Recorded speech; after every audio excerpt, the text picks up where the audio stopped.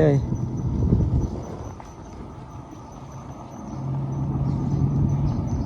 พงแฮมอีกบอนหนึ่งทุกคนที่กำลังมีการก่อสร้างคือว่ามีการเล็งก่อสร้างถ้าซอยเรือนี่ถือว่า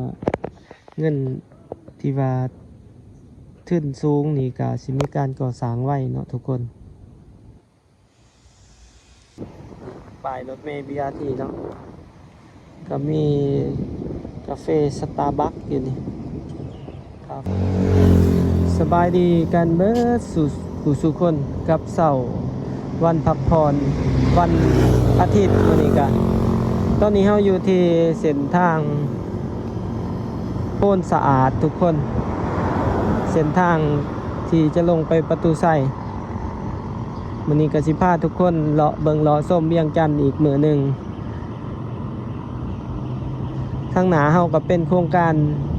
BRT ทุกคนเป็นป้ายรถเมล์ BRT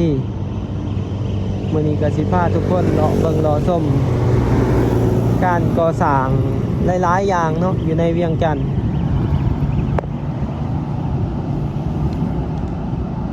ถือว่าถนนซ้ายนี่ก็มีการก่อสร้างหลายอย่างอยู่ทุกคนคือทางหน้านี่เฮาสิเห็นปั่นจันทร์หรือว่ามีเขตการก่อสร้างตึก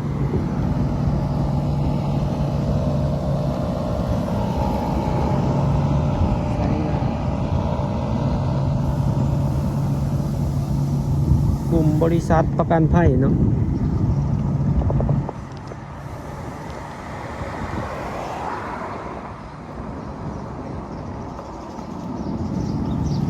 วันนี้เฮาก็ออกมาแต่เช้าเลยเพราะว่าไปออกมาสวยๆก็สิมีรถหลายอันตรายเนาะต่อการขี่ถ่ายคลิปของเฮาก็จับโทรศัพท์นี่ก็เป็นธนาคารได้ทุกคนตึกทางหน้าเฮาที่เฮาเห็น BIC จะเป็นทางหน้าเฮาก็เป็นไฟแดงโพนสะอาดก็สิมีตึกที่กำลังก่อสร้างเนาะก็เป็นตึกอันศูนย์การค้าที่กำลังสร้างใหม่อยู่ทางหน้าของเฮานี่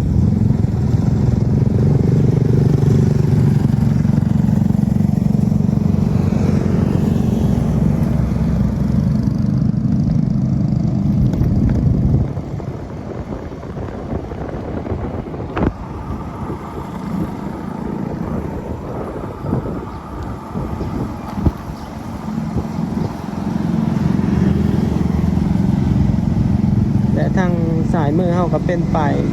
รถเมล์ BRT บอนนี้ถือว่าสร้างแล้วก่อนหลายๆป้ายเลยซึ่งว่าเพิ่นจะมีการทดลองเปิดน้ำใสในถ่ายปีนี้เนาะหาเบิ่งกันว่าจะแล้วหรือบ่ ถือว่าถนนหลายๆสายได้จำเป็นขยายเส้นทางออกแต่ขยายออกคือเราเห็นนี่บอนนี้ก็มีการขยายกันอยู่ประมาณข้างละเมตรก็ถือว่ากว้างออกอีกจากถนนที่เป็น4เลนตอนนี้ก็ประมาณเป็นประมาณ5เลน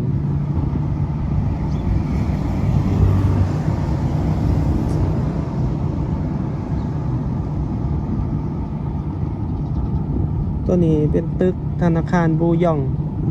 แมนบอกน่าจะแมน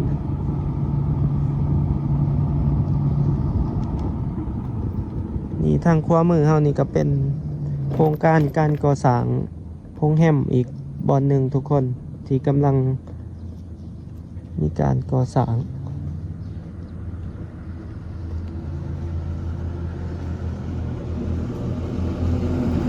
ถือว่ากว้างเลยเนาะที่ดินประมาณเกือบ1 เฮกตาร์เลยทุกคนความกว้าง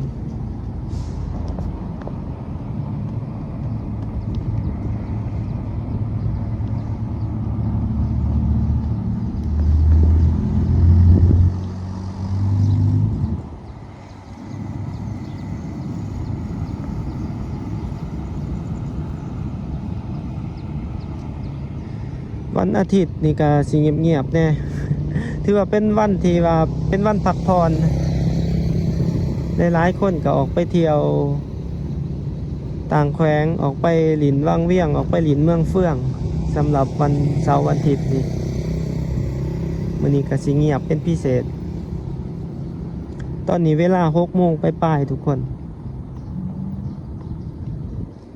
ขวามือก็เป็นสำนักงานนายกเดี๋ยวสิพาทุกคนขี่อ้อมไปหลังขี่อ้อมไปทางหลัง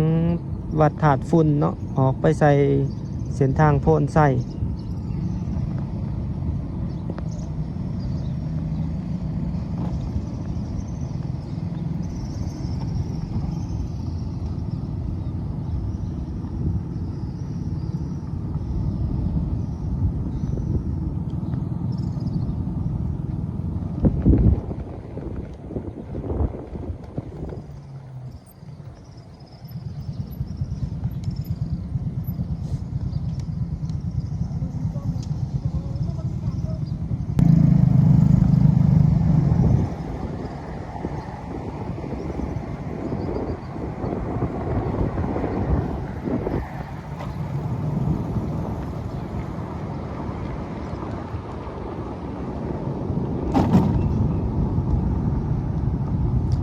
ทั้งหน้าที่เราเห็นก็เป็นสำนักงาน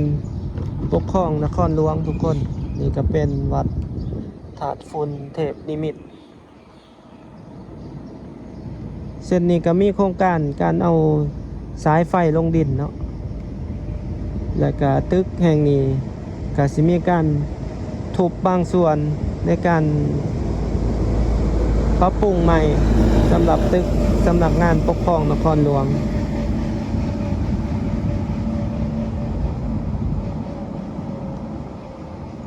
นี่ฟุตบาททั้งข้างนี่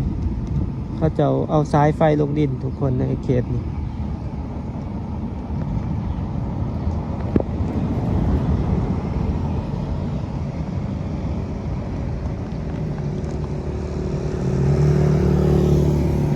นี่ก็เป็นอีกหนึ่งป้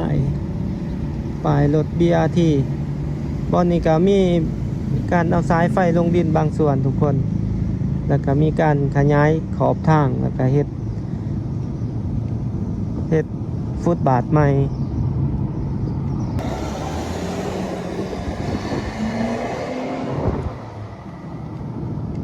ตอนนี้เฮาก็ลงมาฮอดเส้นทางตลาดเช้าสายมือเป็นตลาดกัวดินทุกคนเนาะบรรยากาศยามเช้าแม่ค้าเช้าขายก็สิมาซื้อเครื่องไปใส่ห้างมื้อนี้ก็ตรงกับวันศีลทุกคนเป็นมื้อวันศีลเสาร์วันอาทิตย์นี่ก็สิประมาณนี้ความมือเฮาก็เป็นตลาดเสาตึกใหม่แหละทุกคนแล้วก็สิมีป้าย BRT เนาะอยู่ทางสายมือของเฮานี่จะมีจุดขายปีน้ำบอลนี่ถือว่าเป็นป้ายใหญ่อยู่ติดกับสถานีเวียงจันทน์สถานีขนส่งเวียงจันทน์นี่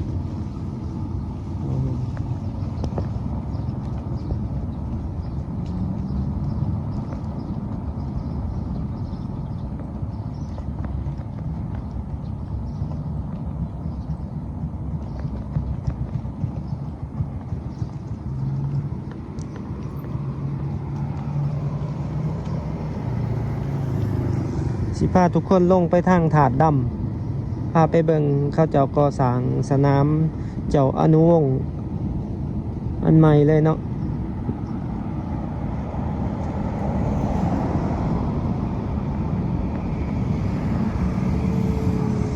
เราสิพาทุกคนไปซื้อเลยตัดผ่านถนนหลานสาง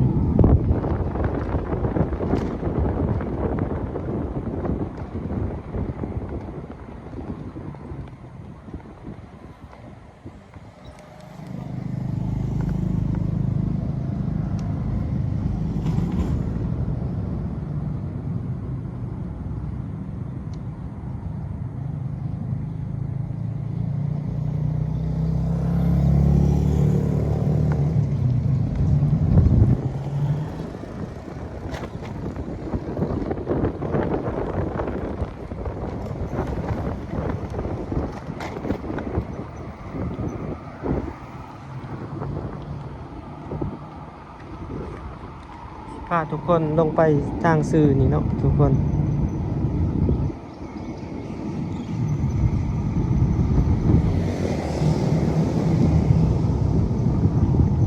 เส้นทางนี้ก็มีการก่อสร้างโรงแรมทุกคนที่เราเห็นเคนเป็นตึกที่กำลังก่อสร้าง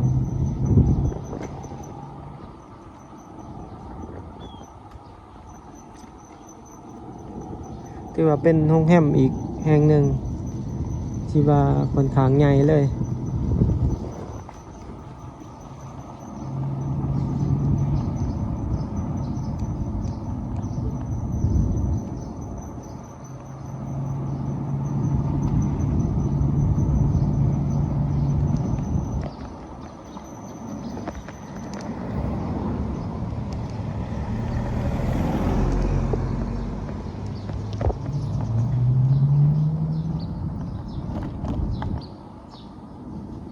คุณน้องทุกคนทั้งหน้าเฮาก็สิเป็นการก่อสร้างสนามกีฬาเจ้าอนุวงศ์แห่งใหม่ทุกคนถือว่าทุบอันเก่าออกสร้างใหม่เลยเป็นทุนการช่วยเหลือจากประเทศญี่ปุ่น 3,000 ล้านกว่าเยนเนาะที่ว่ามีการช่วยเหลือตอนนี้เขาเจ้าก็ถือว่าได้เอาเคนใส่ทั้งเอาเคนขึ้น2 อันแล้วทุกคนนี่เนาะ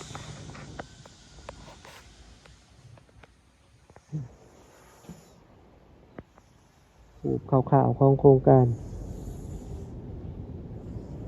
ตอนนี้ก็ถือว่ามีการเร่งก่อสร้างถ้าเป็นโครงการที่ว่าของต่างชาติที่ว่าซอยเรือนี่ถือว่าเงินที่ว่าทุนสูงนี่ก็สิมีการก่อสร้างไว้เนาะทุกคนคือว่าตอนนี้ก็พระเจ้าก็มีการเล็งมือก่อสร้าง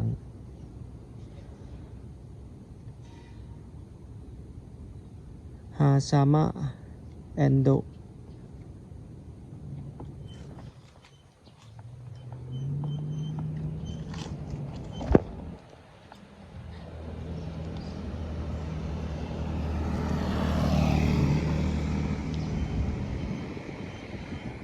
เนาะข้างในถือว่าลาวเฮาก็สิมีสนามกีฬาที่ได้มาตรฐานแห่งใหม่ใจกลางเมืองก็คือสนามกีฬาเจ้าอนุวงศ์ทุกคน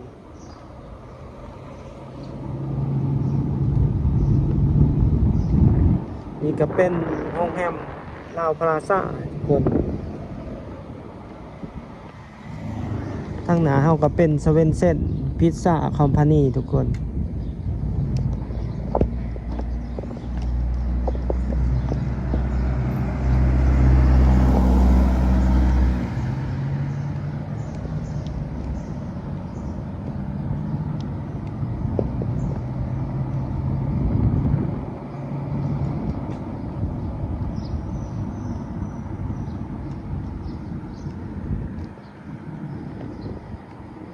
สายมือเฮาก็เป็น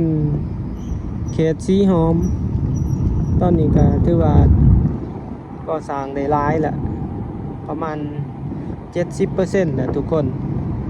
ข้างในก็เดี๋ยวสิพาทุกคนลงไปจนหอดทางเส้นแถว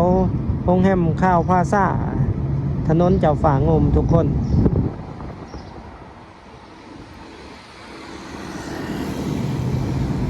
เพราะว่าในเขตนั้นก็สิมีการก่อสร้าง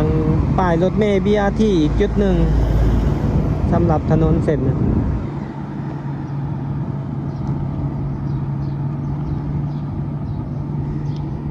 สายมือเฮาก็เป็นเส้นทางสีหอมก็ยังก่อสร้างอยู่ออกไปสอดแคมคลอง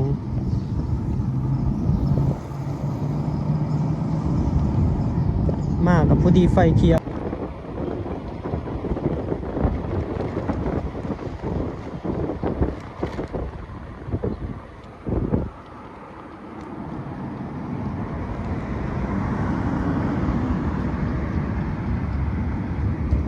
เขตนี้แต่ละตึกก็ถือว่ามีการบูรณะมีการปรับปรุงหลายตึกทุกคนแล้วก็มีธุรกิจหลายอย่างที่เขามาเปิดในเขตสีหอม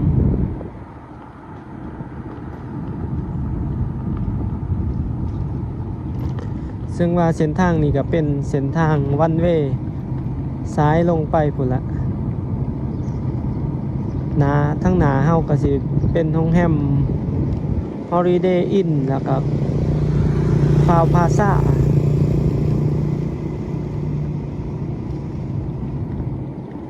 สำหรับโรงแรม Holiday นี่ก็อยู่กรุงเทพนี่ก็เห็นเนาะ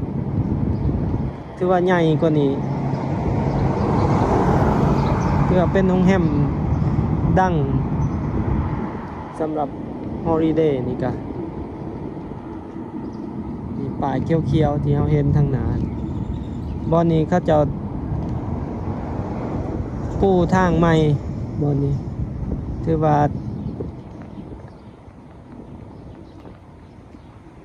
ลาดยางด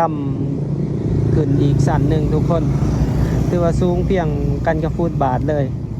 ซึ่งว่าเส้นทางนี้ก็สิเป็นอีกเส้นทางหนึ่งที่เป็นเส้นทางผ่านของรถเมล์ BRT ป้ายรถเมล์ BRT เนาะก็มีกาเฟ่สตาร์บัคอยู่นี่คาเฟ่สตาร์บัค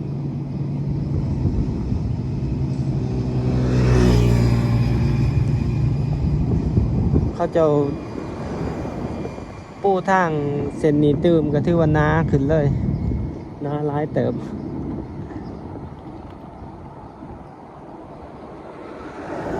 เรียบเนียนบัดนี้บอลนี่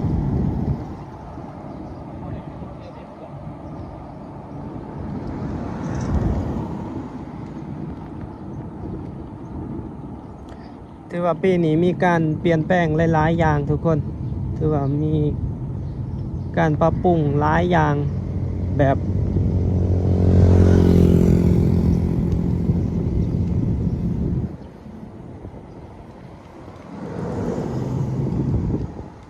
ที่ว่าบ่เคยมีมาก่อน แต่ละเทื่อกับปรับปรุงเนาะแต่ว่ากับบ่เขาเจ้าบริเฮ็ดเบิดเมืองคือแบบนี้แต่ว่าเรื่องนี้เขาเจ้าก็คือว่าเฮ็ดเส้นทางใหม่หลายๆเส้นทุกคน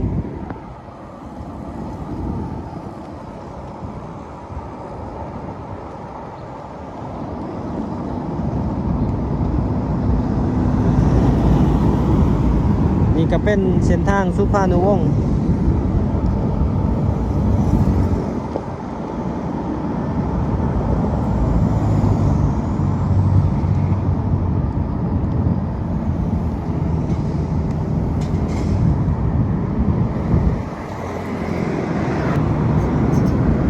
ทุกคนและสำหรับในคลิปนี้ก็สิมีอยู่ประมาณนี้เด้อทุกคนกับการพาเลาะพาชมเวียงจันทร์ของเสาร์วันอาทิตย์วันที่11มื้อนี้และสำหรับตอนนี้ก็ต้องขอกล่าวคำว่าขอบใจและก็สบายดีกันเบิดสุขทุกคนบ๊ายบาย